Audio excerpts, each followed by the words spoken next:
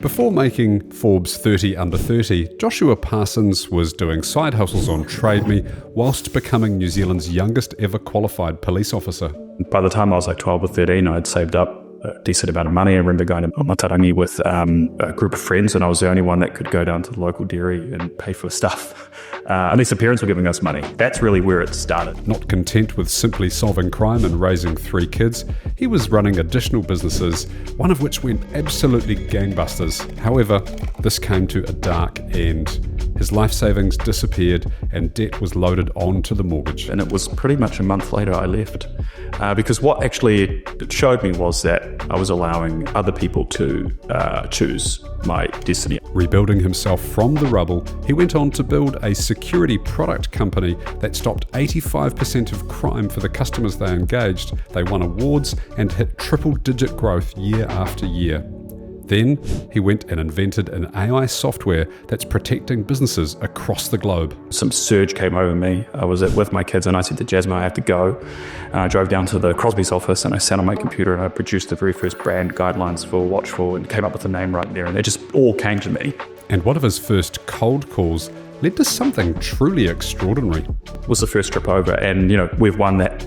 One of those first customers I cold called, we've won, and it's a $3.5-4 million New Zealand dollar deal. Josh's persistence, creativity, and humour didn't stop there. Mark says to one of my guys, "Does it look like I have 'sell me something' written on my fucking forehead?" As we go and do the cold call.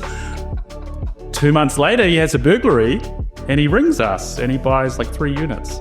And so I got a mug made on Vistaprint that says, "Does it look like I have 'sell me something' written on my fucking forehead with his last name on it as a quote?" And I gave it to him. He's still a customer. From police officer to technology entrepreneur, from rock bottom to multi-million-dollar exits, Josh is an example of where success and hard work collide. He's achieving his dreams, now living globally and building an incredible business. This is a banger of an episode. Please enjoy.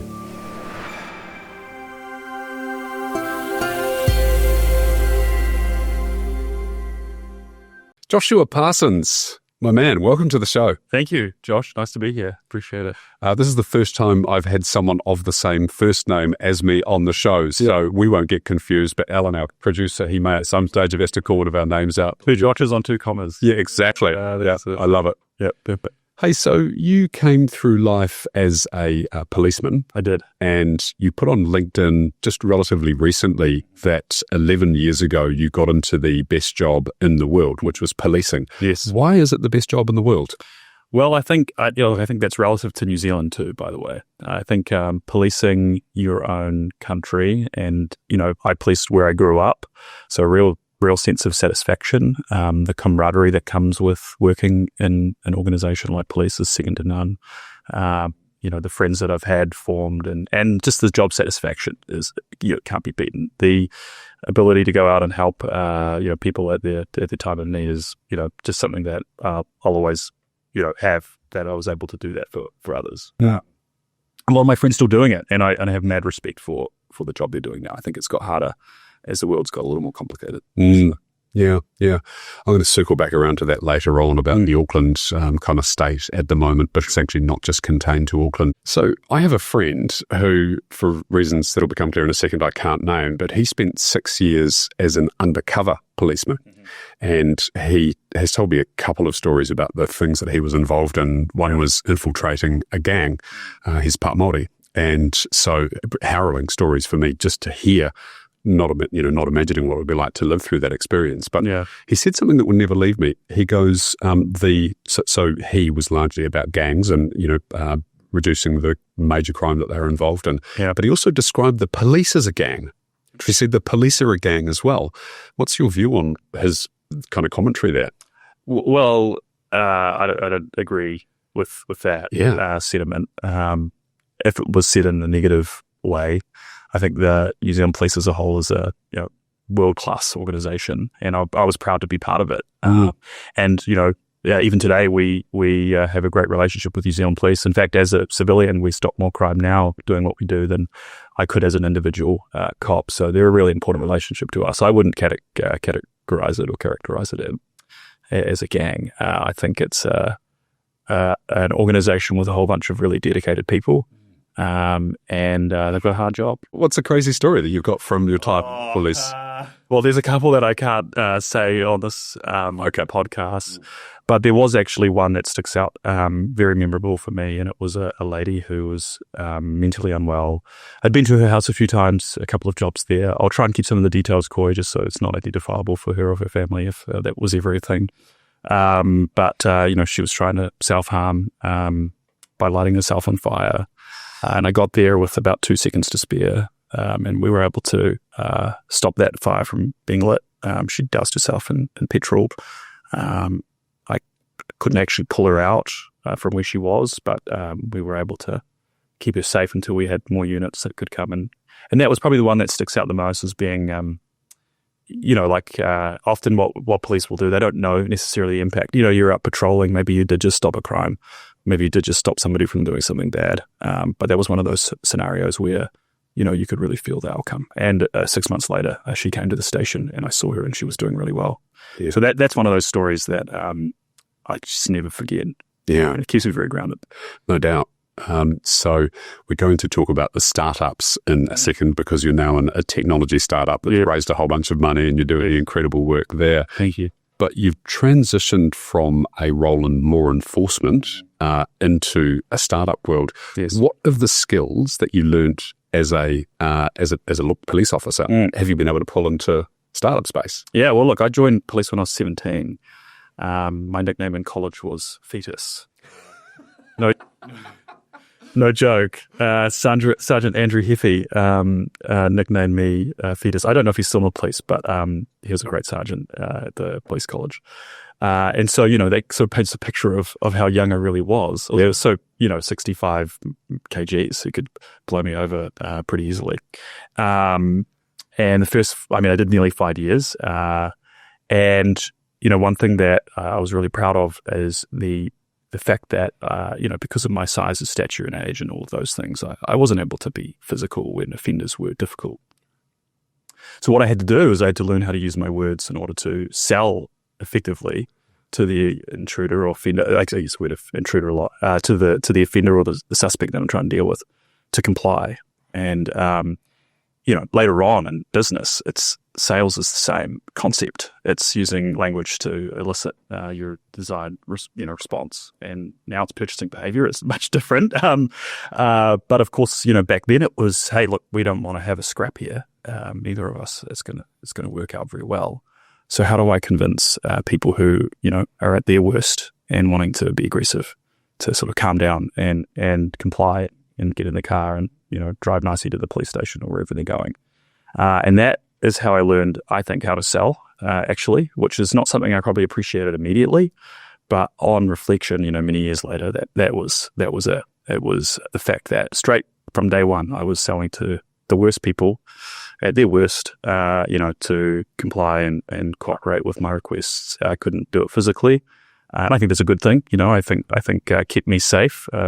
By the time I'd left police, I maybe filled out 5, they call it tactical options reports, in terms of using force on people. So, that's a really good run in my books for me. I think I'm proud of that. And it translates into my civilian role as how do I convince people who maybe don't quite trust what the product is yet, or don't, especially in a startup, you're new and you don't have, there were points in time we didn't have funding and all those things. And people ask those questions. How do you get them to trust that actually you're going to be able to deliver?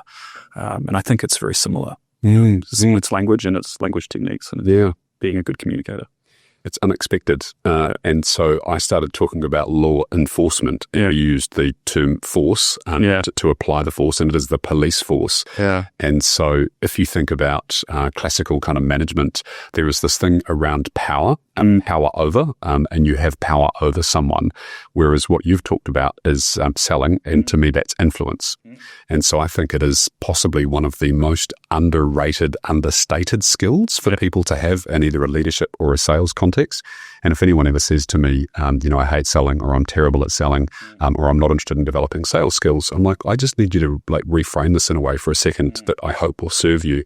And it's that the those skills enable you to influence others, which is not using power, force, or manipulation. It's none of those things, because what you're asking someone to do is to comply, was the word that you used, in a way that kind of makes sense for them to do that. And none of that is any of that negative stuff. It's all positive stuff. Yeah, I'd agree with that entirely. Yeah, absolutely. Yeah, great answer. So you dabbled in a whole range of different kind of side hustles. I did. A super young guy. Including when I was in police. So yeah. So Hunger Busters, property management, pool heating business. That's just some of the ones that I dug up. So let's just talk about this entrepreneurial bone to start with. Like, where did that come from, do you think? Oh, look, I, from a really young age, I can remember my granddad, he made this outdoor chair. It was actually terribly built, to be honest. I was probably only 12 or 11, and my dad got me to put on Trade Me, and it sold. And I was like, oh, now I have $30, And so this was back then. That's a lot of money. It was. I don't know where the chair is now. It was like an outdoor wood. It was a horrible green color as well. It was terribly painted. We got $30 for it. We just quickly pause on that for a second. I've got a thing in the book where I talk about the crafting an effective narrative. Yeah. And one of the case studies that I dug up is some people that did a exercise through eBay out of the States, Trade Me New Zealand, and they purchased 50 items for cents on the dollar. And they were knickknacks for around the house. And then they took all of those items and they started to tell a story about those items. Yeah. And it was, sat on Nana's, armchair for 25 years. Granddad bought it from a war. So they saw a return on their money. It's like 1,800% just through telling a good story. So had you told a good story, or did you just take a couple of photos? I don't think I told a good story. I think it was just a couple of photos. But I would say that's very true. And actually what I eventually got into with after building or selling the chair was Alibaba knickknacks. Right. It was Minecraft backpacks when that was a thing. And I would bring these things in like 5 or 6 at a time. And then sell them on Trade Me. And by the time I was like 12 or 13, I'd saved up a decent amount of money. I remember going to Matarangi with a group of friends, and I was the only one that could go down to the local dairy and pay for stuff. At least the parents were giving us money. Yeah. And that's really where it started, and it never disappeared. Yeah. Right before I joined police and right up until when I left and started Crosbies Security, I had been having a hand, like giving a go at all sorts, anything I could, and killing things really fast too. Yeah. Now, one of them actually nearly killed you financially. It did. So you had an e-commerce play. So tell us about that. Yeah. So I was in the police. I'd done other things prior and done things since, but this was really the first thing I had created that sort of went a little bit viral or went, greater than just the initial idea. And so the first one was Santa Post, and that was a Santa letter writing service. And so we launched that. I launched that in June or July. I couldn't wait. So this idea was like super early. And I remember the Facebook comments was like, it's only July. But what I would do is I would sell these Santa letters for $10 a letter. And I had these templates. I made them on PowerPoint. Canva didn't exist. I wasn't a graphic designer, I had no experience, but I had all these like PowerPoint templates, and I'd write these customized letters for these kids and these parents, bind them, package them up in a little envelope, put some dust in it, and away we go. And that got to like 9,000 or 10,000 followers on Facebook, or likes it was called back then. And it was too early in the year, or traction wasn't there, wasn't really making much revenue, maybe 4,000 or 5,000. But I used the Santa Post website and page to create the Big Little Store, which was a baby clothing store. And that was initially bringing stuff in from Alibaba to sell on the website. And it was a Wix website. Again, this is like pre-Shopify days. And again, PowerPoint marketing and Facebook. And it was in the sort of golden era of Facebook where you would be able to put a giveaway post up. I'd get thousands of comments. And then what I cottoned on to back then, and you can't do this now, I believe, and I haven't had a consumer, a B2C consumer business in a very long time, but I would comment on the original post and say, this is on sale for the next hour only.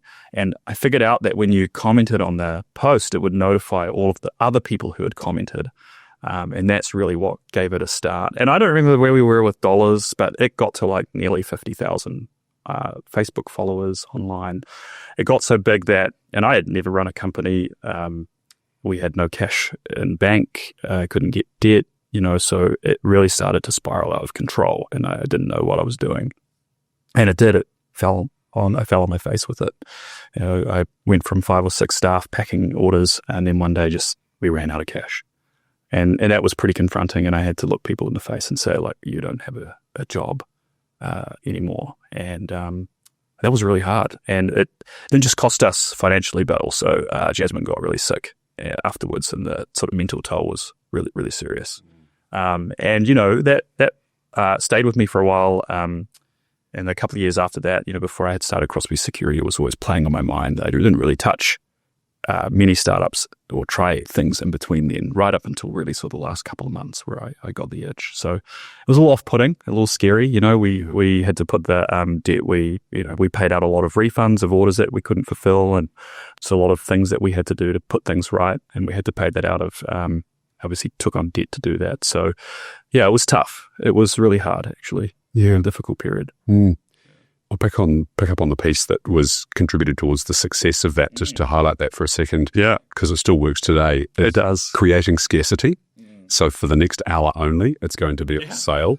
I love that. Yeah, it still works to say, I've got 7 places, or there's 10 copies, or whatever the thing might be. Creating scarcity just kind of triggers that part of our brain that really wants us to act and to execute the transaction. Yeah. But what I'm hearing you say about the failure of that business is it was a lack of cash. So turnover for vanity, profit for sanity, cash flow is reality. So it was literally you ran out of cash coming through the door. Absolutely. Yeah. All day long. Yeah. I didn't know what the difference between cash flow and revenue was. We had revenue. I think our margin structure was like 25% as well. So too light for that kind of business. Too light. Yeah.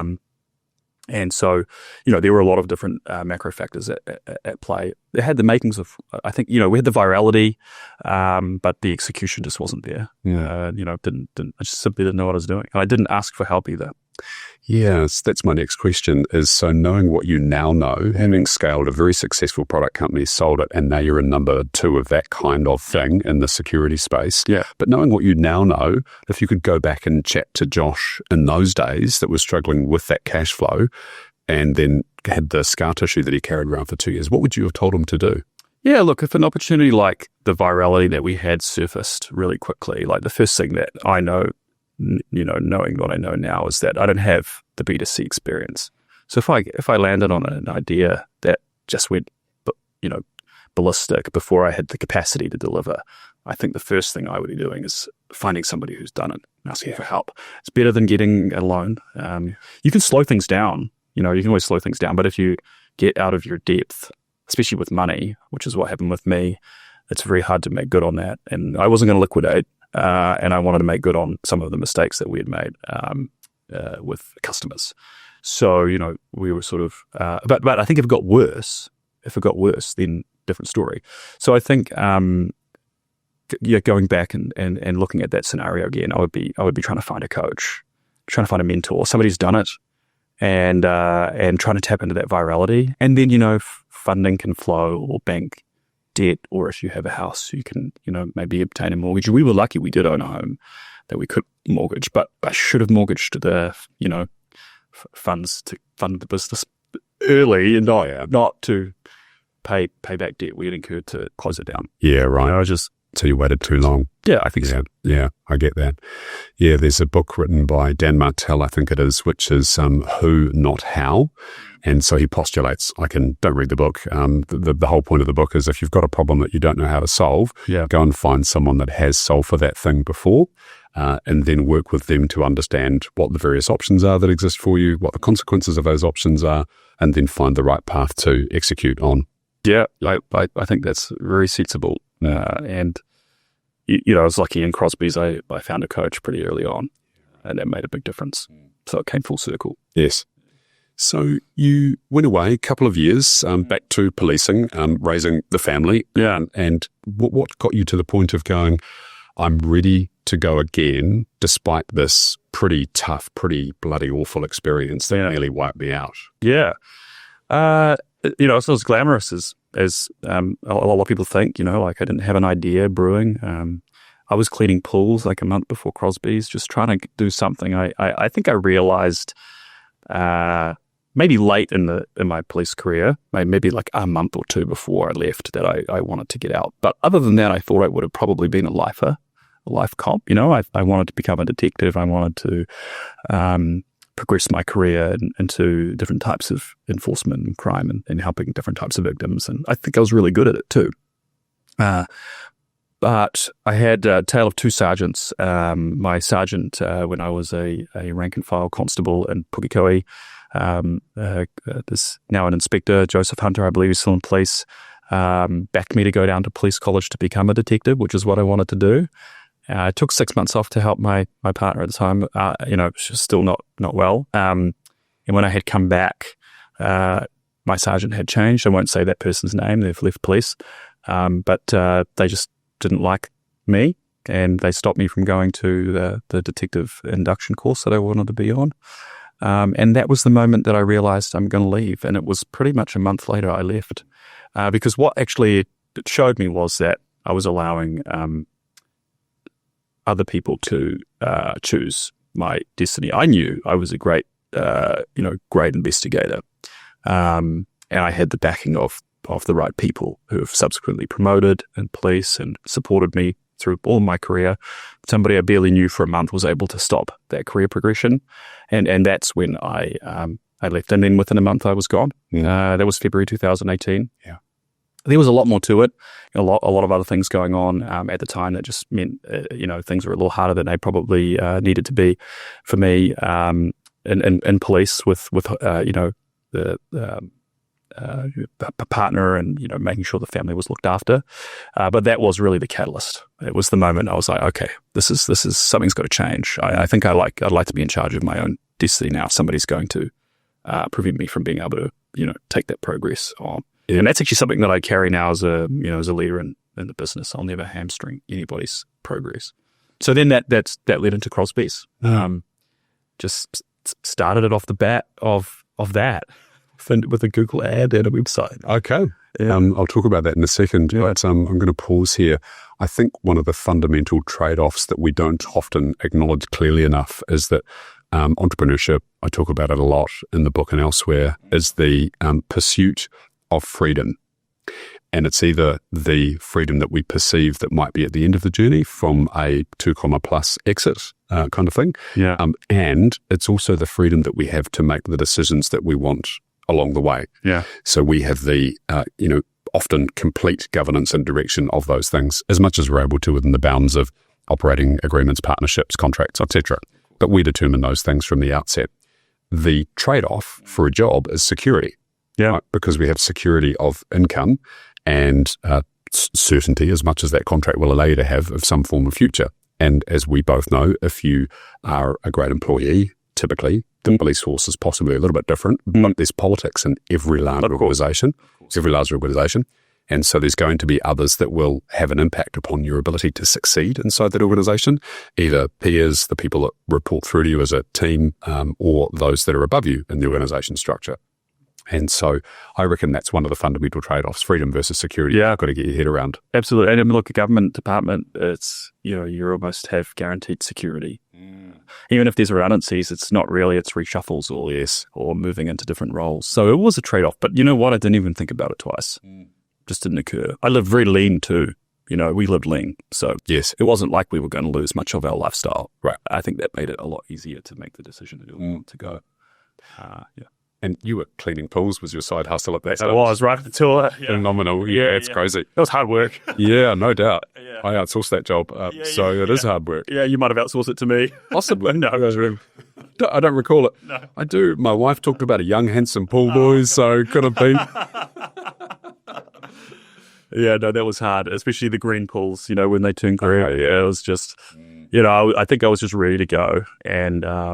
And so I was prepared to do anything to try and make sure I had the security, actually. That's what was motivating me. I was not afraid of doing any sort of work. Yes. And that was something that, there was a business for sale and trade, be the pool cleaning company, as a sole trader, and I went out on a ride along, I guess, with him, and I thought, it's relatively easy.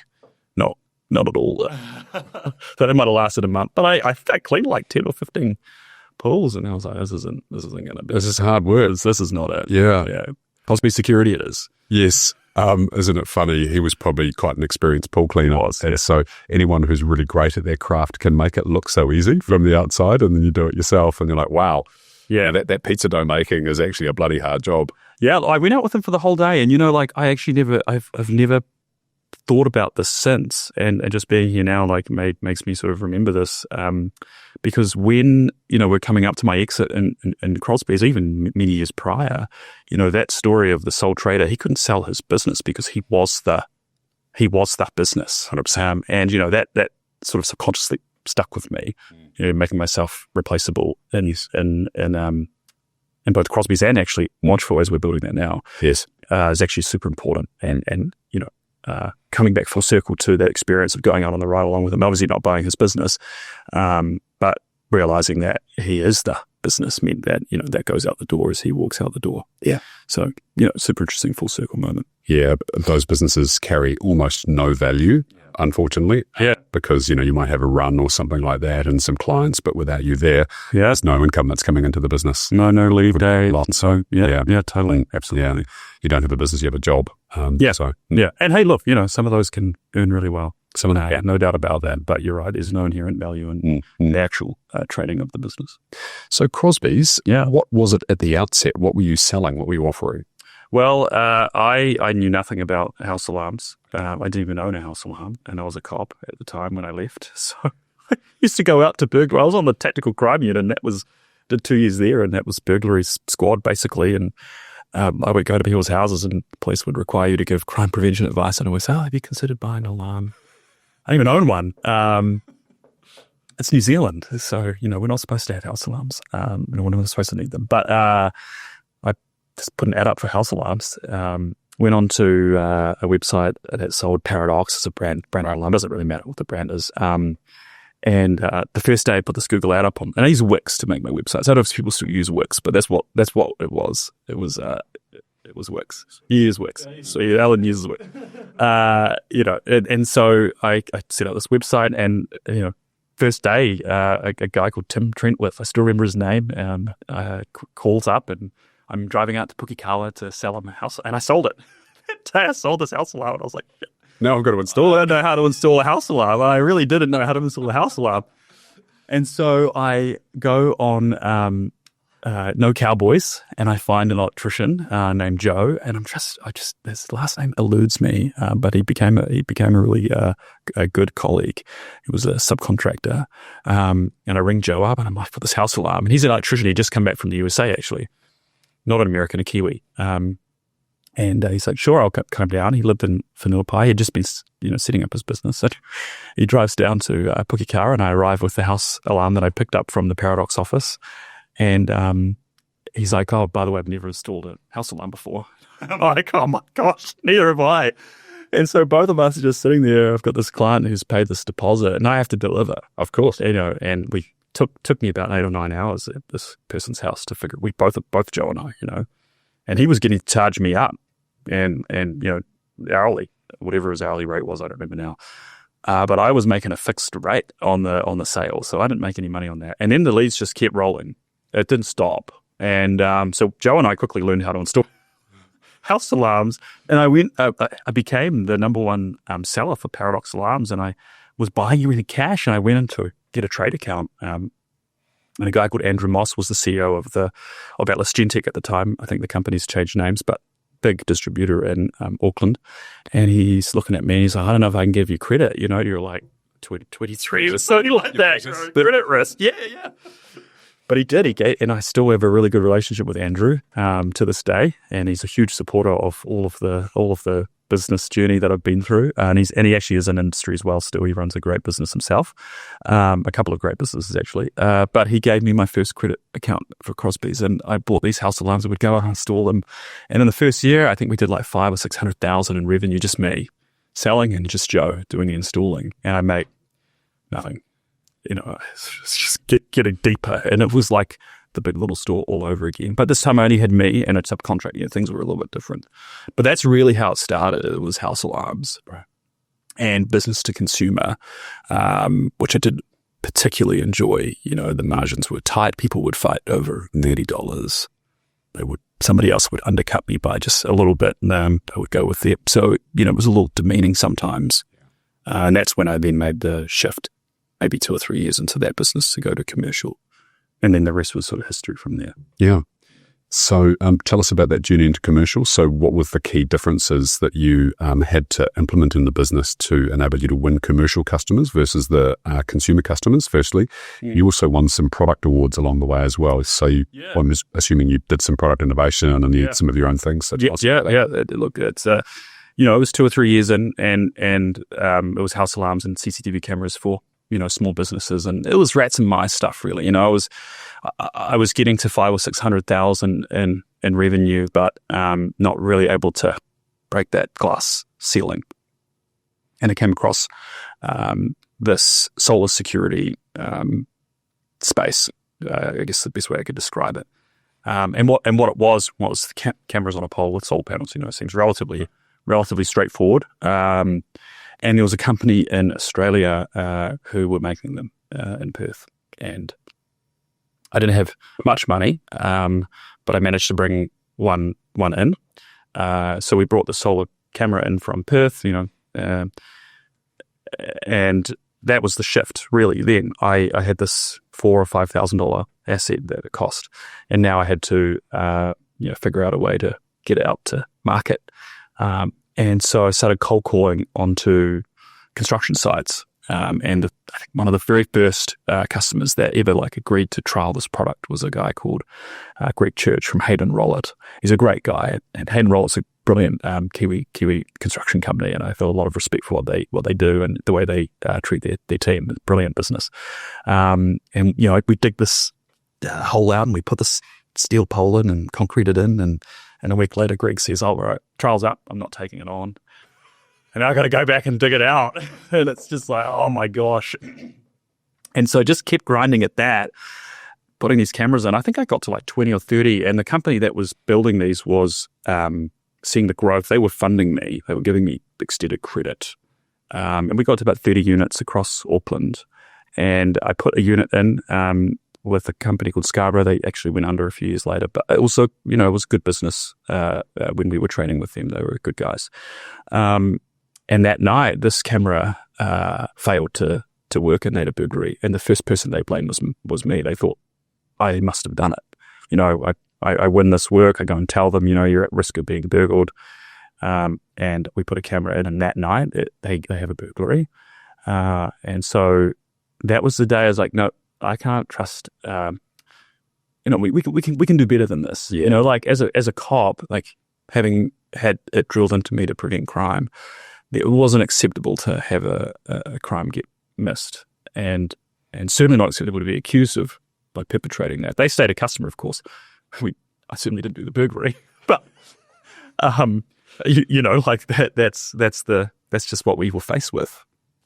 And then from there, we started to build our own. So manufacturing everything that we could here, and then bringing in better technology from other parts of the world where it wasn't available in New Zealand. So we produced all the concrete bases and steel poles and steel housing units for the cameras here. We got little tiny parts that made up the inside of the box from China, and solar panels from local suppliers that were bringing them in. And the cameras were, I don't remember where the cameras are made, but it's a Swedish company that makes them. So really.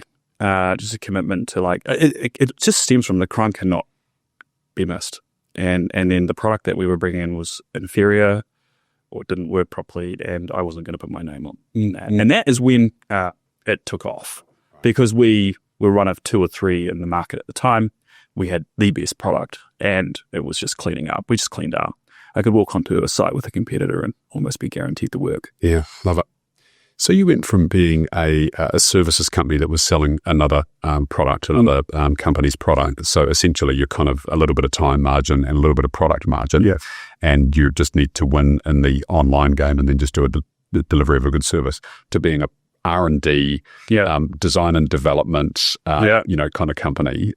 What were the key differences that you observed, and the skills that you had to gather yourself as the founder of the company to enable that shift from A to B? Yeah, great question. Because it was hard. Yeah. We had to come up with designs for steel boxes, which seems really simple, but actually like conceptualizing that and how it all works in together and making sure that it's not too top heavy and, the wind loading and all of that were things I didn't think about initially. And we had towers blowing over and all of that, it's cost. It's just expensive. So I actually learned how to build a unit myself. And that's how it started, wiring and soldering these things together. Okay, so you developed some, what do they call them, benchtop technician kind of skills. Yeah, pretty much. Right. Electrical engineering skills. Yeah, and then slowly built that capability out within the business. I mean, at the peak, the business had like 25 or 30 people. Largely, during COVID, we pivoted to some guarding because the other work dried up. But, when we got back into, I guess, core business, for lack of a better term, we operated like with 10 staff. So running an R&D operation, it became really, really lean, and I hated holding stock. And in all places possible, it was cheaper to pay the supplier the margin and not hold the stock. I didn't want to bring in, $100,000 worth of equipment and sit on it for 6 months. I would much rather just pay the margin and bake that into our production costs. And that's what we did. And so, I learned how to actually build it from start to finish. And then, that capability got passed over to different people in the team. And we kept it lean. Like it was, I can visualize the benches right now that, we drilled the holes into the plyboard and, the box goes down and you work on it from the top. And, it would have started maybe 8 hours to build a unit when I was doing it. And by the time I sold the business, a unit could be produced in an hour. Okay. Wow. And so, and we were, we were looking at, a couple of opportunities along the way of similar businesses that had become available for sale. We decided not to purchase them for different reasons, but when you look at the prospectus, the IM, we would see that we were leading in our production costs by, in some cases, like 20 or 30% lower. Wow. And that was a reflection moment. Oh, we really are lean on this. So that kept our margins really high. You started with construction sites. We did. For obvious reasons. There's materials that are sitting on there. They're often easy to get into. There's no one in occupation in that thing overnight. Yeah. There's a house being built across the road from mine at the moment. One of the first things they put in was a pole with a camera on the top of it. Yeah. I'm not sure if it's your technology. It was well be. Well be. Does it speak at you? I haven't gone close enough to see it. Or maybe don't try. Yeah. Well, the night that I broke in, it didn't go up. So nobody turned up. So get a good loot. That's a joke. Yeah. So your business model, how did it change over time? Were you still selling to construction sites or did you sell to everybody? Were you direct to market yourselves or did you have resellers? Talk us through the revenue model. Yeah, I avoided resellers. Right. I didn't want to lose the quality control of the customer experience. So, and you mentioned earlier about, online. We actually didn't do a lot of online. We did cold calling. Rock up to a site in the van and talk about the problems that they were having. And, New Zealand construction managers are only too happy to have a conversation. I don't know if I can swear on your podcast, basically, but we were told he's also a great customer, which is the best part, from BLM Civil. And I'm sure I can ask for permission later if we can have these kept in. But, Mark says to one of my guys, does it look like I have sell me something written on my fucking forehead as we go and do the cold call? 2 months later, he has a burglary. And he rings us and he buys like 3 units. And so I got a mug made on Vistaprint that says, does it look like I have sold me something written on my fucking forehead with his last name on it as a quote? And I gave it to him. He's still a customer. So, that was construction for you. And cold calling was the play. It changed. It did change. We started SEO and we started ads and things like that. But honestly, the prevailing success for us was remaining in cold calling and our market for sure. That hasn't translated over into Watchful, but I'm sure we'll come to that. Yeah. And so, construction was sort of the big area that we focused on along with civil. They sort of went hand in hand. And then, after really sort of the, inflation and the difficulty that the economy's been through in the last 24 months, we sort of saw that starting to taper off. And that's where, the sort of same time we had started opening up opportunities in renewable energy. And there's a lot of renewable energy projects happening in New Zealand, a lot more than I think people even realize. And so we started supplying solar security cameras to solar farms. Very fitting. And, they were getting quotes for static guards for $1 million, $2 million a year. That ultimately goes to the taxpayer, right? Like at the end of the day. And we were able to provide an increased coverage of service, more eyes for a fraction of that cost. So, so the last couple of years as the economy, in terms of construction in particular and the civil work that we were having lead the revenue in the business started to shift. It was really, then it just moved to renewables. And then we had the RAM rates, and I think we could remember all the RAM rates, the teens going around and driving the vehicles into shop fronts. So actually it picked up a little bit of retail as well. We had the warehouse that we supported with that, and a couple of other stores, Torpedo 7. So, there was a lot of different areas that we eventually branched into, but the sort of three, and even when I sold the three big ones that were still very sustainable was renewables, construction, and civil. It's just that the volume of construction and civil dropped and renewables grew. So the business was still growing, Yes. Just at a different pace. It wasn't the 80 or 90% year on year of whatever it was when we were really going through that boom period. Yeah. Was it as a service, or did you sell the units and then there were some things that were afterwards, or did you? Yeah. No, actually, you know what? We held all the capital. About 80% of anything that we had in the market was held on the balance sheet. We owned it. Yes. So it was a capital heavy business, and I didn't take any external funding. We did take on debt eventually, but this was started with like a couple $1,000. Yeah. And I would rent out a unit, and it would cost me, $4 or $5, $6 to produce. And then, I'm renting it out for $800 to $1,200 a month. Yeah. So I got to part with that and get it, clicked it back. Yes. So what I would do is I would sell 20%, I would allow, and we would sell those, just certain customers had the cash flow to buy it. It was cheaper for them. The majority, though, wanted to rent. Right. And, that didn't change. No. Because they could pass the cost on to the Yeah. owner of the property. So it was just a line item on the expense. Absolutely. It was a P&G cost. And so, or PNC, or whatever the construction terminology is, I forget. P&G specific. Yeah. P&G. It was precisely. Whereas, the solar farms, for example, very different operating model. And, the person in charge of security, or the entity in charge of security there was the owner of the end product. So they had an incentive to obviously save that. Yes. And so, by having the 20% of the sales still occurring, that actually funded the capital assets. So we were able to build up, I think, $1.5 million of solar towers that the company owned, virtually all self-funded. Yes. Almost all of it. And that's just from continuing to recycle the revenue and then putting it into assets and renting it out. Yeah. Yeah. And what kind of scale did the business get to, people-wise and revenue-wise? Hi, it's Josh. Thanks for listening to the show. When founders talk about the dream exit, they're really talking about freedom. Freedom to choose how to use their time and to decide what comes next. As a client of JB Ware in New Zealand, I know this is what sets them apart. They help entrepreneurs and leaders turn success into significance. A great exit isn't just about the commas in your bank account. It's about what those commas allow you to create. Two Commas is proudly partnered with JB Ware, helping founders by putting their wealth to work for generations. We ended up with something like 700 cameras across maybe like 300 or 400 towers, just under $5 million in revenue a year. Yes, and that's largely recurring revenue as well. Yeah. Yeah. Yeah, we could forecast minimum 6 months out with certainty, because we could see when projects coming back, what's starting up. It's not. So it's I think I look back and it's a business that I'm still I'm envious of the ability for it to produce that recurring, right? Yes. A lot of people are not able to actually have that certainty in business. And it's not quite the same as ARR and SaaS, but I think it's the next pretty close thing. Yeah.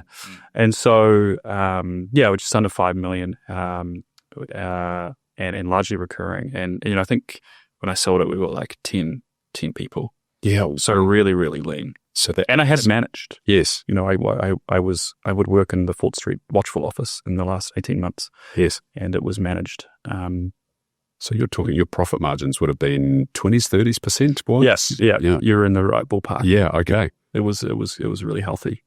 It is healthy. It's a business. Now, I know there's a crossover in terms of what you were up to from your entrepreneurial pursuits, because you started Watchful before you sold. Couldn't help myself. Yeah, no, I get it.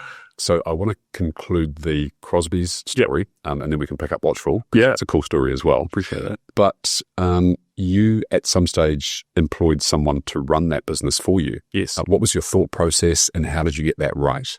Yeah, I had a coach really early on, Glenda Lewis, actually from Step Out Transform, and I got connected with her through my bank manager, which was nice. The bank, I worked with BNZ, and they were just super supportive of entrepreneurs. Well, certainly I got that support, so that was nice. And, her coaching really early on was around making sure that I could step out, because all the problems I was going to with was like, I'm dealing with this HR issue, I'm dealing with this, just stuff that doesn't turn the needle forward. It's just like firefighting, and so she really emphasized the, bringing people up along the journey so that I can be freed up to do the things that turn the needle forward. Maybe she was so good at coaching that I started Watchful in the middle on there because I had too much free time. Not quite, but that was it's a different reason why that came out of the business. But look, honestly, it was just really good advice. Yes, I can't take credit for that. I certainly executed on it, and I was willing to listen. Really willing to understand that I don't know everything, and neither does the coach. We're sort of on our respective journeys of growth. Don't get me wrong, but she had been in a business that was significantly larger and had to make herself replaceable in order to free herself up and pass that learning on. And that was really what it was. And a great general manager, he moved on when the business sold, and he's now running another business for an owner operator. Right. So those skills have transferred for him and paid off for him too. So it was a nice full circle with that. Did you hire that person as the general manager, or did you promote them from another role? No, I did try helicopter GM. Yes. I don't think a small business should do that. I don't know if others will agree, but actually, tell me why you think that's the case. Well, you've got like 7 or 8 or 9. In my case, and Watch was a little bit bigger, but it applies. It's the same learning for me. I think you've got these people on the journey, and I'm just telling them the whole way through that they're part of this journey, and I'm trying to get their buy-in and bring them up, and then I helicopter somebody in who doesn't know them, doesn't know their stories, doesn't know their backgrounds, and starts trying to affect change or whatever they think is right. And that's what basically happened. Now, this guy was a really good person, don't get me wrong, and it was my mistake for not recognizing this. Or I recognized it eventually and, had to make the difficult decision to change that person out. And then I promoted from within. Yeah.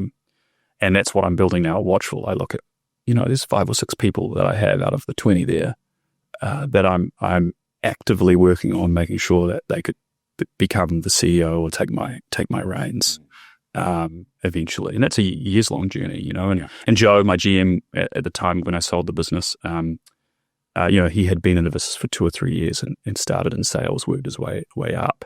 And, the trust that we had, the commitment he had to the customer, the commitment he had to the team was just second to none, absolutely without a doubt. And so, I tried the helicopter GM. It didn't work.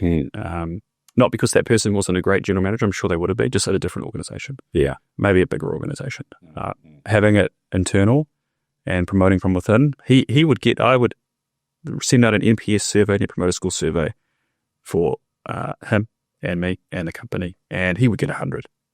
His peers really respected. I don't get 100. Right. My staff I don't get the 100 on the NPS. He could get 100 consistently. And I just knew that if the team respected him, then he was going to do a good job. They were going to do a good job for him, and it worked. Yeah.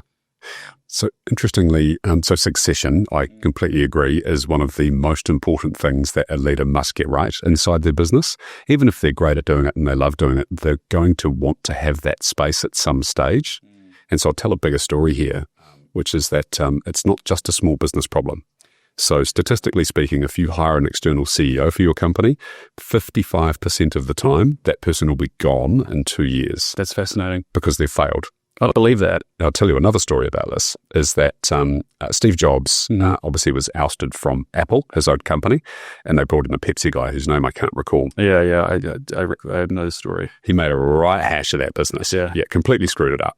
And in 1999, the chair of the board realised that this company's going to die unless we do something about it. So he started talking to Steve, and he said, "Steve, really need you back." And Steve said, "Cool, I've got 2 conditions in coming back.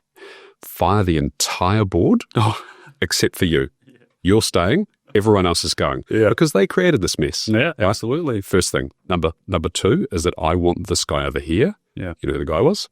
Tim Cook. Yeah. I want Tim Cook to come with me as my number 2.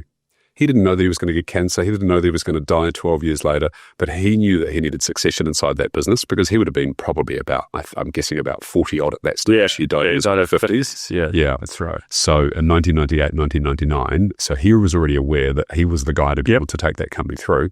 Now, here's the really interesting thing. I've got the Apple iPhone 17 Pro, the new one, not showing off. It's just over a 3-year replacement cycle. Yeah, you just got the good timing. Yeah, just the good timing. It's bad timing. Oh. So there's been no new products that Apple have released under Tim Cook. It's been evolutions of all of the existing products, but they've brought nothing new out. They've been asleep at the wheel from an AI perspective. They could have owned that space. They could have done something incredible. Siri's an absolute dog. And I've got this new handset. It's worse than my 15. I'm tempted to go back to it. Yeah. Because there's so many things on it that are buggy and are not working. Apple, I'm really disappointed in you. Tim, do better, please. I know you don't watch the show, but maybe someone will send it to them. Wrapping it back round to the point again, getting succession planning in your business is so important and so right. And also to reiterate the point that you made earlier on about buying the pool cleaning business is that therefore the business Crosbies, you're able to get a sale for more effectively because you didn't have to be there. They were buying a business for the GM that was there. You were going to walk away. You already walked away from the business and started another company. Yeah. Talk us through the sales. So was it I'm going to sell this thing, let's go out and find a advisor to do that process, or did someone knock on the door? What happened? I had been getting knocked on the door from trade buyers, yes, and mostly other security companies. And I remember one guy knocked on the door, and then he thought we were smaller, and he sort of had to walk his words back, and he said, I can't do this deal. Right. So that was like a little bit of an eye-opener because I sort of perceived them to be a lot bigger. You know, so some things, it is interesting. It's more of a lesson in how you can puff yourself up as a business as opposed to anything else, which I think is very interesting, especially in startup land. You sort of need to do that. So, it does pay off to have that ability. Yeah. But so you're getting approached by trade buyers. And, in the end, it was an advisory, as a business broker, and just went out to public market. He said it was the hottest business he'd ever taken to market in his whole career. I think within 3 weeks we had 4 or 5 preliminary offers, and I was leaving the country, so there was sort of I didn't need to put the time pressure on, but the offers that came in were very competitive, and so I just made a decision that we'll look at these offers and not continue to market. It had already been like a 6-month journey prior, going back and forth with the trade buyers, which is. They were always going to pay less, and I was told that, and I just didn't believe it until I saw the lower offers. And I think it's just they possibly know too much about the market, despite the fact none of them actually do or did what we did. And I think the margin structure that we had was probably, very strong compared to the traditional margin structures of hardware businesses and physical security guard businesses. Yes. So I think that was that's where we landed. We landed with the broker, and he did a really good job of working the buyers up. Yeah. And my interest obviously is working for me and making sure that the business was presented really competitively. And I was really happy with the outcome. Yeah. You talked about something that I call the narrative of your business, and in startup land, it's really important to articulate who we are, what we stand for, where we're going, why you should care, and then a couple of 3 other things of what you should have in the slide deck. Yeah. For customers, for investors, for staff. It's important across all of those things. I maintain that those things are equally important when you go to sell any of a form of a business, whether it's a pool cleaning company, whether it's a panel beating business, whether it's a technology business, whatever it is. You've got to have a good story about that. Absolutely. Now, don't lie. That's not what I'm saying. But articulate clearly why this is such a great asset for someone to buy beyond the numbers. And that thing is actually more important than the numbers themselves. the other thing that the broker did, which is so important, is that he created competitive tension. Yeah. And so he got 4 or 5 interest letter offers, not non-binding, whatever they were. Yeah, absolutely. It's really on in the process. Like, that's such an important thing, because he said it was a hot asset, then people demonstrated it was a hot asset by putting, numbers down. Or no false words. Amazing, incredible. So you had multiple parties that were interested in the deal. Who was the ultimately successful acquirer, not the name, but the party that bought the business, and what was the multiple? Yeah, so it was a private buyer. They'd one Kiwi and one Canadian, and they'd come to New Zealand. One was obviously already from here and returned, and they were looking for a business for quite some time, I was told, and then they ended up at mid-4s with the multiple, so we were really pleased with that. And we had a couple of offers that competitive too. It actually became a selection of probably who was the best for this business in terms of a legacy-based decision for the team and for what I wanted out of the terms as well. And the other terms that were important to you, what else were the things that you were like, I'm going to die in a ditch over these things that are really important for a continuity team, whatever it might be? Yeah, I didn't have too many sacred cows, but Crosbies is a customer of Watchful, and so it was really important that we had that relationship buttoned down tightly. And with a trade buyer, there was always that level of complexity of then having, a reseller model with Watchful. And so, I was competing with sort of a board and a governance structure on Watchful side, and, needing to protect that business's independence. And that's where a private buyer became a more logical choice over, trade buyer, because there was less involvement, in the Watchful piece. So, making sure that the businesses were respected as separate was really important. And the majority of the offers respected that.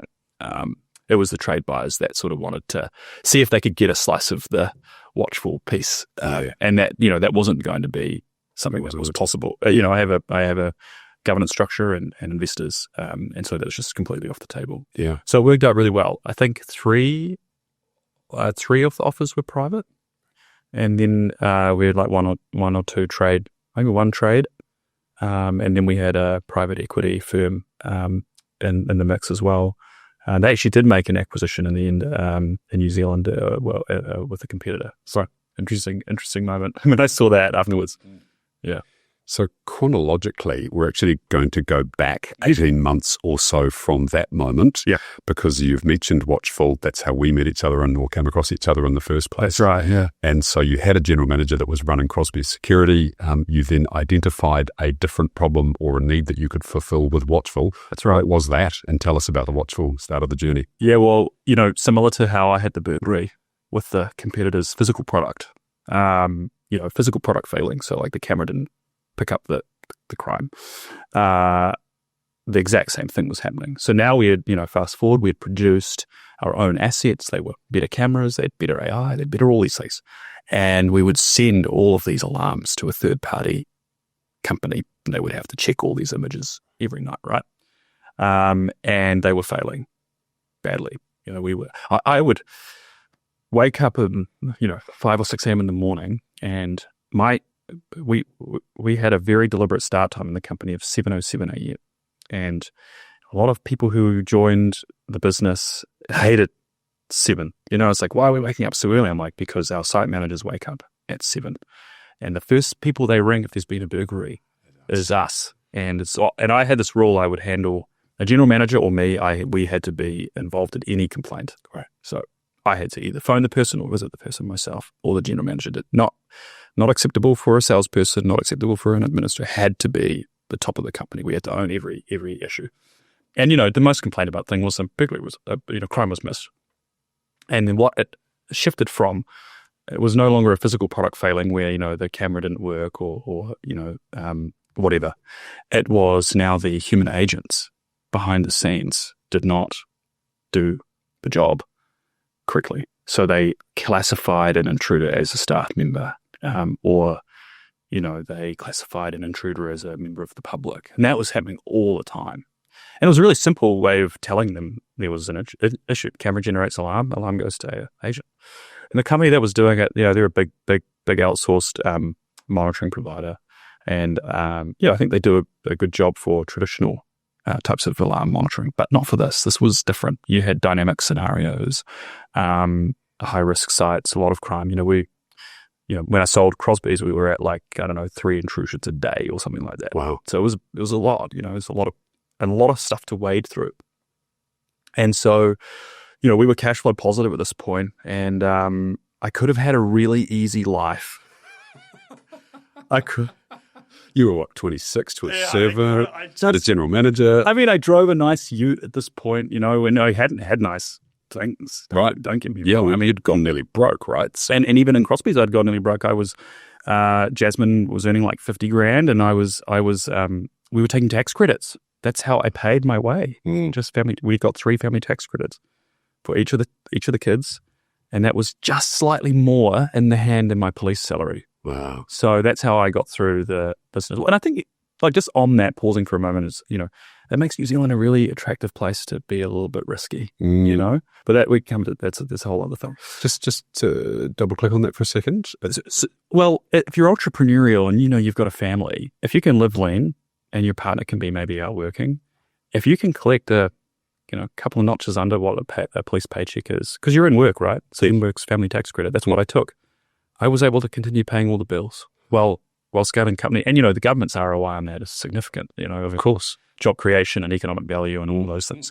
But I just think it's a little underutilized part of what New Zealand has to offer entrepreneurs is especially entrepreneurs with families. It's often people say to me, oh, how do you do it with 3 kids and all these other things going on?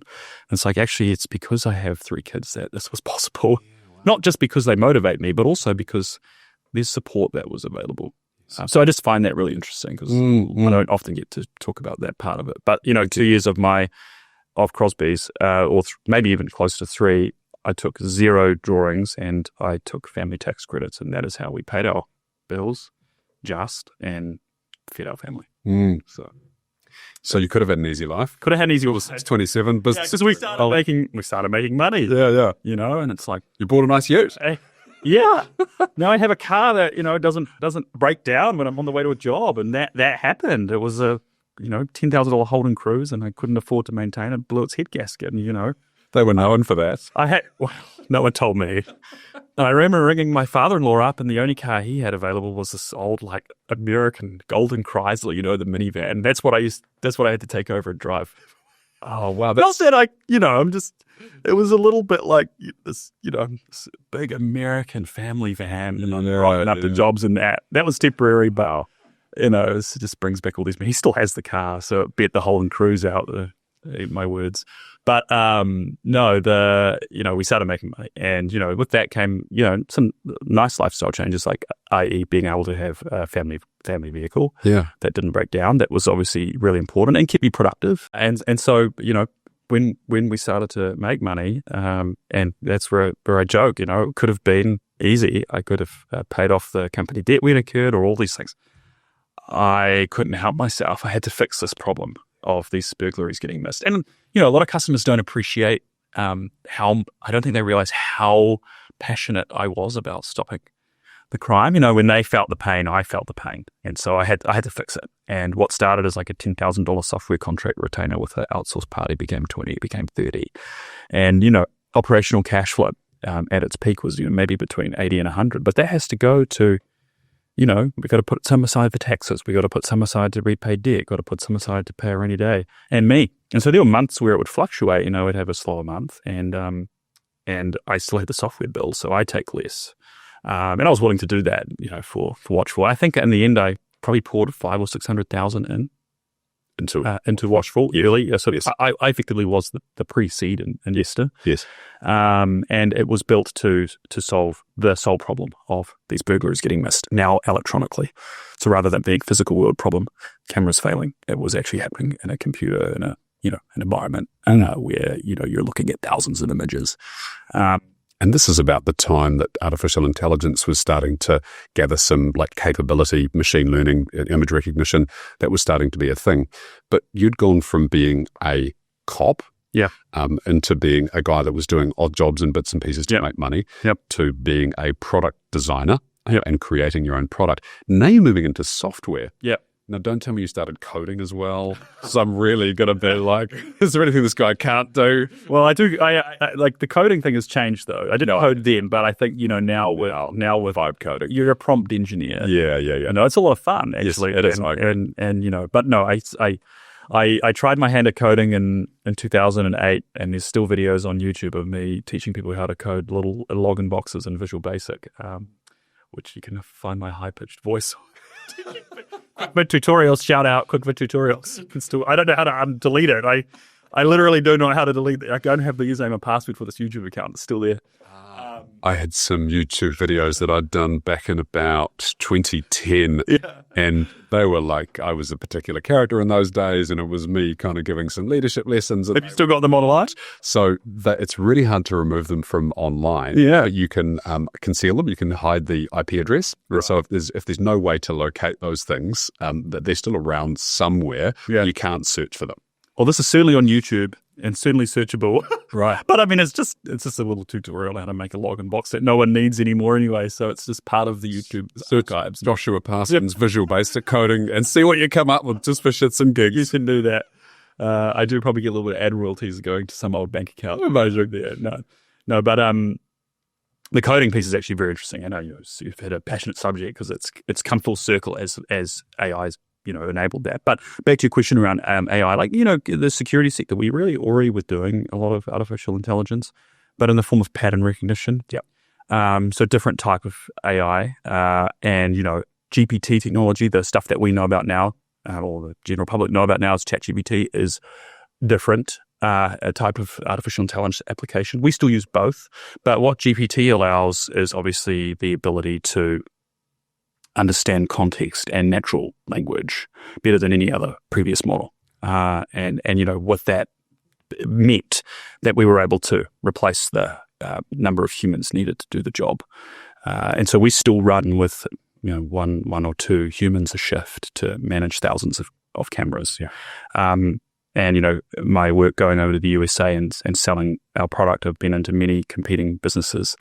And they are probably 6 or 7 people for the same job, maybe 8 or 9 people even. And they don't know how to integrate. There's still a big journey to go with integrating your own, like building your own software. It's very different. And I found that, you sort of asked me the question before around how that came to be and getting into software. And I was naive. And I think that can be a superpower sometimes for an entrepreneur because you just go into things without looking at all the facts. But actually what happened was becoming a software company inside of a physical hardware company, I had an identity crisis with the two businesses. I didn't know whether we should be one. I didn't know whether I should sell. I really didn't know what to do. Do I keep... at one point, Watchful wasn't Watchful. It was just Crosbies Technology. Right. And, I went in a lot of coaching. Do we do house of brands? Do I keep these things? It was hard. I probably struggled with that for at least 6 or 9 months, which, in a startup life, and I still considered Crosby's a startup, it was still growing. I think it's a long time to be sitting on a key decision like, what is our brand identity? I think that needs to be really clear. And we had paying customers and we were profitable. And what happened was we did try and rebrand to just Watchful. And then I had to peel that back because I changed my mind. And, that didn't impact any customer. They still trusted the brand and I knew that they were separate businesses in the end, but it was just an uncomfortable place to be, not really knowing how to phrase that up. So I'm going to pause on that because this is really relevant. I have worked with, come across a lot of founders of services-oriented companies that see a need for a product. And they either want to go and build that product or they do. Yeah. And then they've got the same conundrum. This is a really common conundrum for services company owners. You had a part of a product as well, but for discussion's sakes, we'll call the services company of Crosby's. Yeah. And so what I say to them is that it depends on what you want to get out of that thing. That's the first thing for you to determine. You as an individual. Yep. You as the shareholder of that thing. Do you want to do #startup life? Because if you're going to be building a software product with the R&D, with the distribution, with the intensity of it, and you've moved your family to Austin and you've got, Elite or EP1 on, you fly all the time. That's the life that you've got to pursue firstly. So that's the first thing. Do you want that life? Because that's a reality that you've got to consider. The second thing is, are you solving a problem that's just for you and half a dozen companies like you, Or is it actually genuinely like a world scale problem that you're solving for? Because if it's not the latter thing, then all you're going to be doing is pouring all this money, resource, and time into this thing that is only appropriate for you or half a dozen other companies. So getting those two questions clear will determine what the answer to that is, because it depends is always the answer to that question. What should I do? Right. Yeah. And so are those the reasons that you went, Watchful needs to be its own brand? Because you're like, I've got another thing in me. I'm 28 years old. Yeah, I can go again, and possibly again after that if you even wanted to as well. Yeah. And also there's this massive itch to scratch. Yeah. And it's also something that can scale exponentially as well. I'm just putting words in your mouth. No, you've pretty much summed it up. That's it. Okay. And that's what, like, I think being a founder and a ADHD or whatever, we've all got that sort of, just that streak, I think. I reckon we're all just super, super impatient. Yeah. Patient. You want to do many, many things. I had a boss that once said to me, patience is a virtue, and I just, completely disagree. And not mine. In a founder's life, right? Like, my wife reminds me of it. You should work on your patience. I'm like, well, look, it's got me here. Yeah, exactly. It's sort of a little bit of superpower. I agree with you entirely. But the way you described it, those 2 points, I think I didn't know that was the case at the time, but in retrospect, yes. First I had a lot of gas in the tank, and I was bored. I got bored with Crosbies because I had made a succession plan, put general managers in. I was making money. It was still innovating, but I think we'd like peaked at sort of some of the stuff that was scalable in New Zealand. And as a capital heavy business, I wasn't prepared to find another capital asset to sink another $1 million into. The software had this sort of more attractive, like I could, especially outsource originally, get naivety of, paying a, retainer and I could peel that back if I needed or kill it. I couldn't kill it. I thought I could. I just lied to myself. I got too addicted to it. But so both of those things were true, but not necessarily known at the time. Yeah. Of why I made the decision. They fell into place, and not at the same time either. So, I had gas in the tank, I was bored, and I was prepared to go at something again. And then there was an epiphany moment for me. I was sitting on my couch, and Watchful hadn't been formed at that point, the brand. And I don't know, some surge came over me. I was with my kids, and I said to Jasmine, I have to go.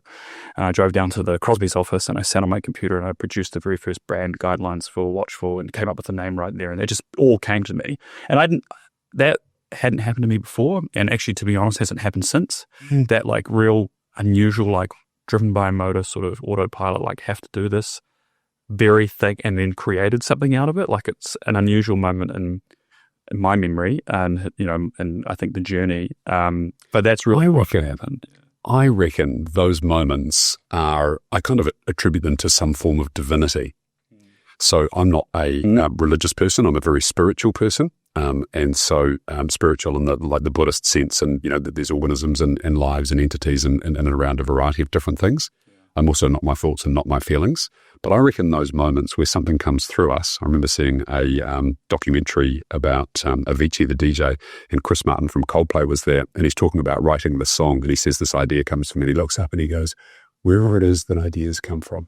Yeah, in that sense, right? And that's the way that I think about it. And the reason that I think about this is that if we have an idea and we believe the idea is from us, it prevents us from having objectivity of that idea and the ability to be critical about that idea. And so if we're like in a board setting, which is a classic place for it, or in a company setting, or an investor, whatever it might be setting, then we have this my precious, with this idea, right? Sure. And so then we do that really well. Thank you. I could have told me. I won't keep going. Yeah. Sorry. And so we struggle with the ability to kind of maintain perspective on that idea. And so I go divinity, whatever that thing looks like came through you. But I love what you did, which is that you acted upon it, and like almost like a man possessed, I'm going back to the office. Yeah, I had to do it. And it came, so I think they come through us. Yeah. And I don't know where they come from, whatever spirituality you want to attach it to, but it means that it's a powerful force, and listen to that force. Are you a self-aware person? Probably more in recent years. I mean, you're a young man, right? Yeah. You're Forbes 30 under 30.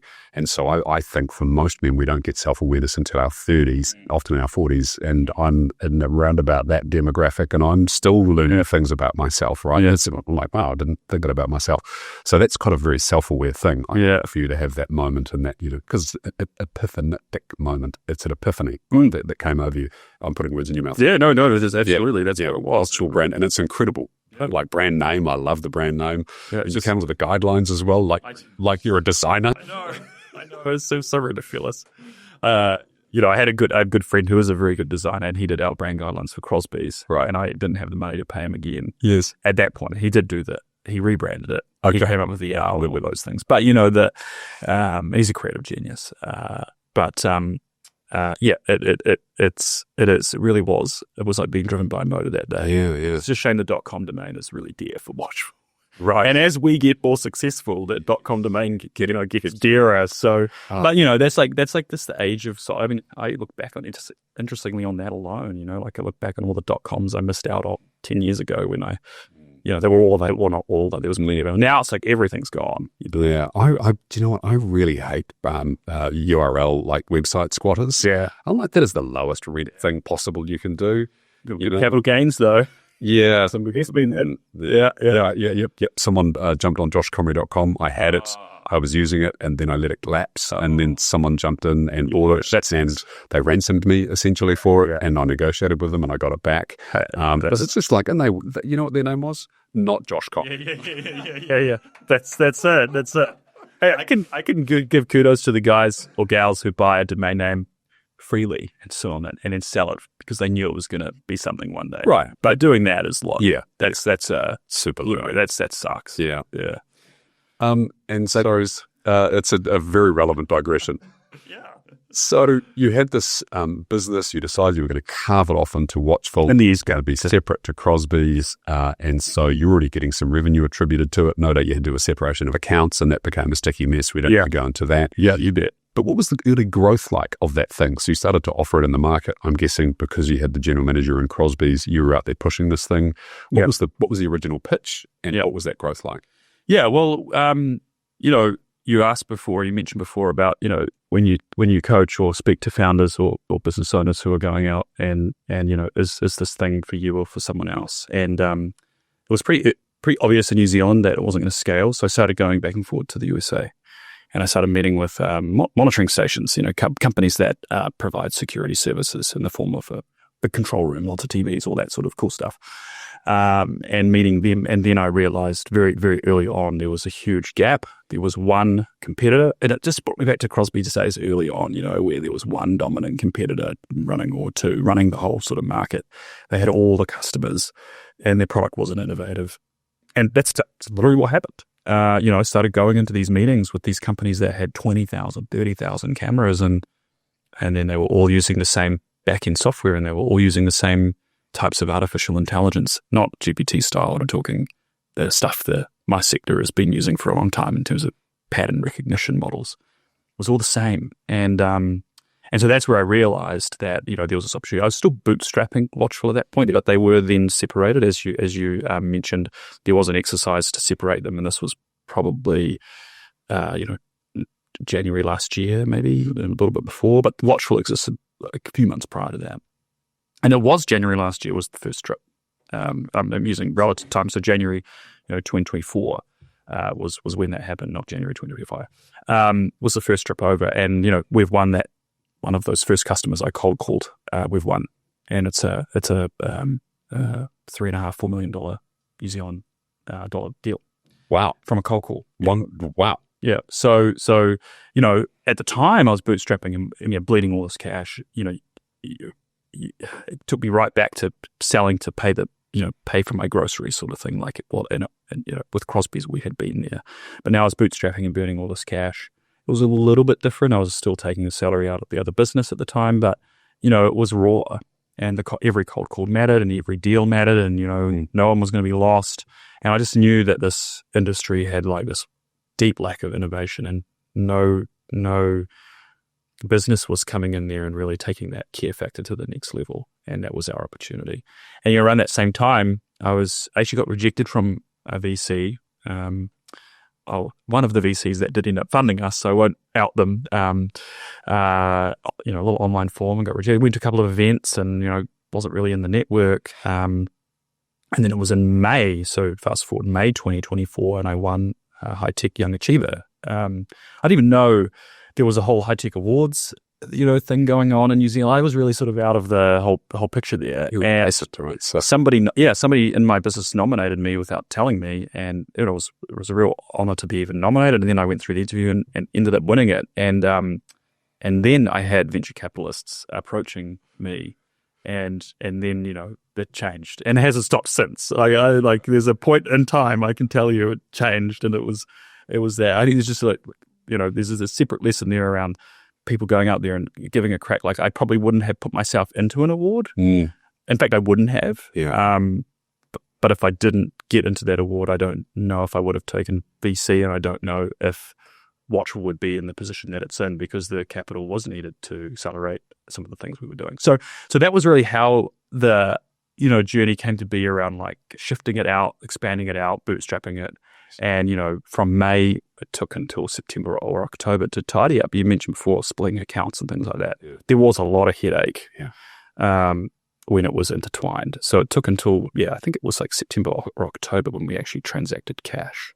So term sheet in May, it took that long, which in VC world is probably a little bit more uncommon. But we had a lot of, untangling to do. So I was, right up until September or October, still bootstrapping. Yeah. Both businesses. And the growth that you experienced, so 500%, you tell me if you're comfortable to share the base number, but in the last 12 months, it's been 500% growth of ARR. Yeah. So we use the word committed. We've got a little bit of onboarding to do, and be super honest about that. But it is. I mean, we went from when I was bootstrapped, sort of around 700,000 in revenue. And that would have been, mid 2024 when we secured that work. As at today, we run up 1.7 million in billable revenue. And then the two contracts that we've got one that's just on the edge. It's like we're 99% there, but that particular business owner has actually invested in Watchful. So we think it's as good as done. Right. And this is the one that's, the cold call from January 2024, which nudges us over 5 million. We thought we would get that signed and done in December 2025, but unfortunately not quite the right timing and Christmas shutdown. So we expect, January, 2026, that we'll have that run rate on the board. Please. And, then our job is to go and onboard those accounts. It's a lot of work. We've got something like 20,000 connections to bring on. So yeah, it's huge. And, to have done that in such a short space of time is just, huge credit to the team that we have at Watchful, because, I think I can take credit for the fact I've convinced, 80 or 90% of the team to be delusional enough about the fact that building $1 billion business is possible, but they're the ones who, firstly, they believe in me, and secondly, I can't take the credit for executing. They're the executioners of all of this, and many of them now architects of it too, which is really cool. We've been able to bring up executioners and make architects out of that. So I have people who are making decisions on the fly, and all customer centric, and that for a founder who's gone from bootstrap to initial funding, being, hands dirty all the time, to now watching a whole bunch of people come up into that, is really, really rewarding. So it's a huge undertaking. And I sometimes look at the team and I feel a little bit bad because of how hard it is. And we've lost people. And some of the feedback I've had is it's really hard. But I also know that the rewards for everybody, now that we have programs like options pools for all the staff and things like that, the rewards are there, and everybody gets to share in the success, which is different to Crosbies. I sort of owned the whole thing, and at the end, I sort of questioned, there were some really cool people along the journey that maybe didn't quite get to share in the ultimate benefit. This is different. Now I have every single employee has options, and that's really nice. So there's a whole buy-in to it, and the building of the product is very different now. People are really invested in, and I really do think I have a whole bunch of delusional people who are convinced it's possible. Do you have a bit of the Steve Jobs reality distortion field, don't you? Is that what it's called? That's what they call it. Yeah, So well, it's the idea to convince people that they can do something that they have already ordinarily thought they couldn't. So that's one thing, that something's going to work in a way that it may not at the moment. But yeah, they literally refer to it as the reality distortion field. And without a doubt, Yeah. I have seen so many people. We're up to 23 people in Watchful as at today, and I have seen people break glass ceilings they didn't think they could break. Yeah. And I see it more often than in this business than I ever have in my previous business. And I think that comes with obviously some experience and having been through, scaling a smaller business, albeit, but being able to like enable people to unlock that potential. One of my biggest, and I know, and actually we do a quarterly survey of all the staff, and I ask some really important questions. And one of the questions that I ask is, can you speak your mind at work? And we get overwhelmingly yes. It's weighted on a bit of a scale. But the reason why that's so important is because people have to be able to speak their mind in order to facilitate discussion and ideas. And I have a 19-year-old software engineer who's an absolute whiz kid, and he challenges me and huddles around some of the things I bring to the business in the same way that my 2-year,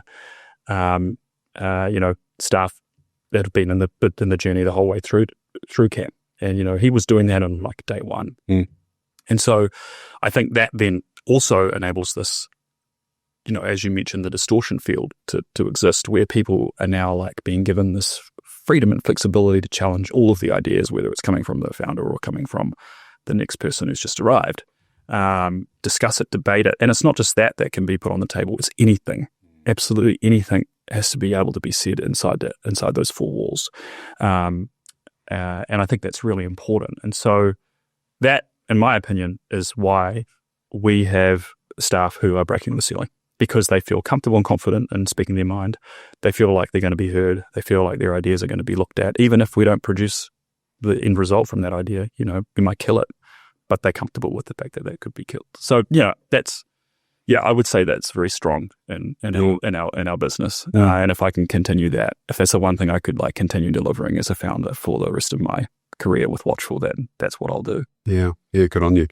I think, and I've spoken about this before, one of the reasons that we are here, why do we exist, is to realize the talents and the gifts that we have been given innately. Yep. Those are gifts, whether it's intelligence, reason, good looks, strength, whatever those things are. Yeah. And sometimes we don't know those things about ourselves, and it takes someone else to bring them out of us and then give us the environment in which we can contribute those things effectively. And so what you've talked about there is a real like cultural maturity of a business, which is probably born from who you are as a person, your values, but also the experience that you've had in all these different things that you've had over time, some of them unsuccessful and some of them very successful, but also along the way, they were really tough to get them to that point as well. Absolutely. And so working in a startup is bloody hard. It is. There's no doubt in my mind whatsoever. I've started like 2 true startups myself and then 3 other, I call them glow ups. Yeah. There's an existing business model that scale it up. Just do something that other people are doing, but do it better than they are doing. Yeah. And grow up bigger than they're able to do. So I call that a glow up, and I've done 3 of those things. And I've had one thing that's failed. And so along the way, giving people the opportunity to contribute and grow inside those things, whatever they may be. And I say to people, if they come to work with me or they're delivering a service to me, I'm like, do you want to go on a journey here? Yeah, it is. It's a journey. It's a journey. And everyone says yes. And I said, okay, so what that means is I'm going to push you. Yeah.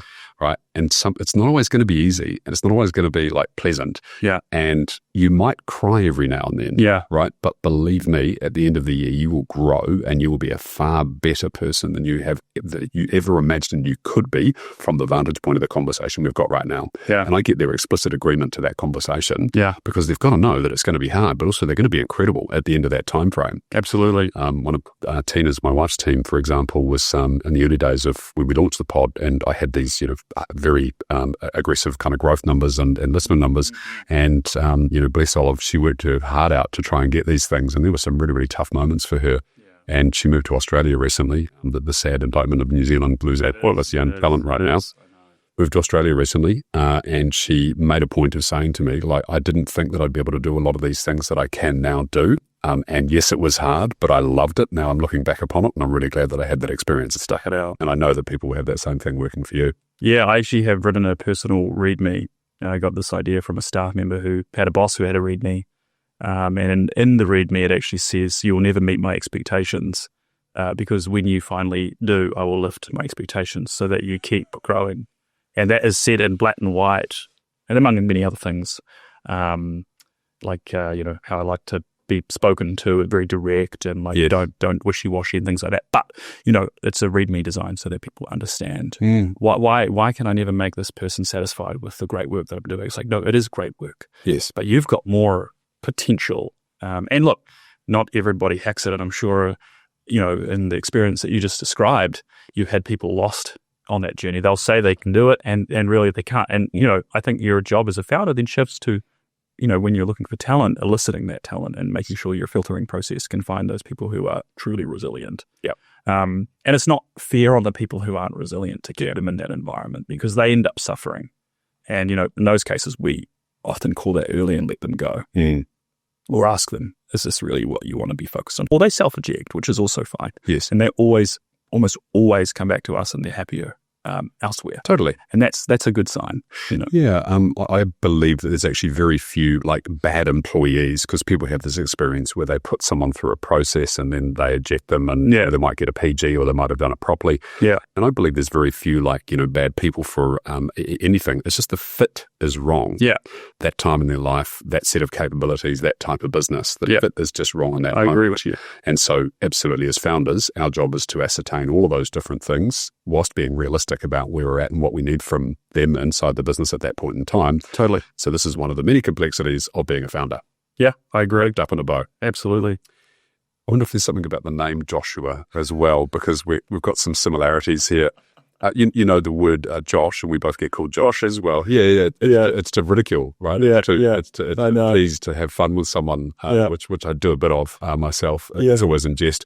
Every now and then I go too far, but anyway. Yeah. If you go onto the Watchful team page, Walter, our designer, if you type in just Joshing on your keyboard, it changes every person's profile photo to my photo, and everybody's just a Josh. So if you want a little bit of a laugh, that's what you can do. I know he shows me. I'm like, what have you done? I'm like, why am I everybody, and why is everybody called Josh? He puts the joshing, he puts the act of it into the website.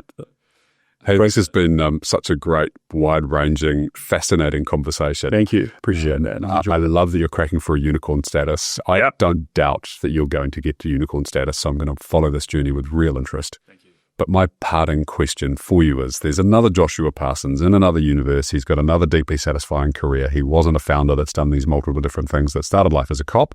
What is that deeply satisfying career? Pilot. Yeah, I actually have my pilot license now. Yep. PPL, PPL. So fixed wing. Fixed wing. I actually did my first flight when I was 13. Took me 10 years, no longer. I was 29 when I went solo. 29 when I got my private pilot license. I'm 30 now. And now I've done 200 hours in the last year. So, and 200 hours total. So it's like commercial, I think, isn't it? CPL? You could go commercial at 200 hours, I believe. Not that that's an interest, but in an alternative universe, it absolutely is. When you're up there, it's just, there's something about it. I really love working alongside my instructor. It feels almost like a co-pilot sometimes. I've flown with them so much, and I'm very lucky I get to do this in the USA, where there's airports everywhere. And, we were landing in New York City, and beautiful outlook. And so that's what I absolutely would be doing. There's just something about flying that takes it's just I'm a different person when I'm in the air. Yeah. I feel relaxed, even though it's very task heavy. So that is absolutely, without a doubt, my alternative universe. Yeah, I love it. Yeah. So grateful for the conversation today. Thank you, Josh. Thanks for listening to the show. If you've enjoyed it, and if you've gotten this far, you definitely have, then I reckon you should go and check out a copy of my book. It's available on my website or Amazon.com. There's an Audible version as well. And it's a blend of personal insight and experience on what it takes to build and sell a company. It's not a how-to guide. You can go to ChatGPT for that. I've had some wonderful unsolicited feedback from people, but I did ask some folk for it, and here is one of the bits of feedback that has come from one of the early readers. Josh has created something rare, a guide that's both deeply practical and genuinely wise. His writing is punchy, clear, and feels like sitting across the table from someone who's been through it all and knows exactly what you need to hear. This is the resource every founder needs when facing the biggest decision of their professional life. Honest, actionable, and completely grounded in reality. That's from Susie McAlpine, who is herself a best-selling author and a speaker and business advisor. Please go check out a copy available on the website. Thanks for listening.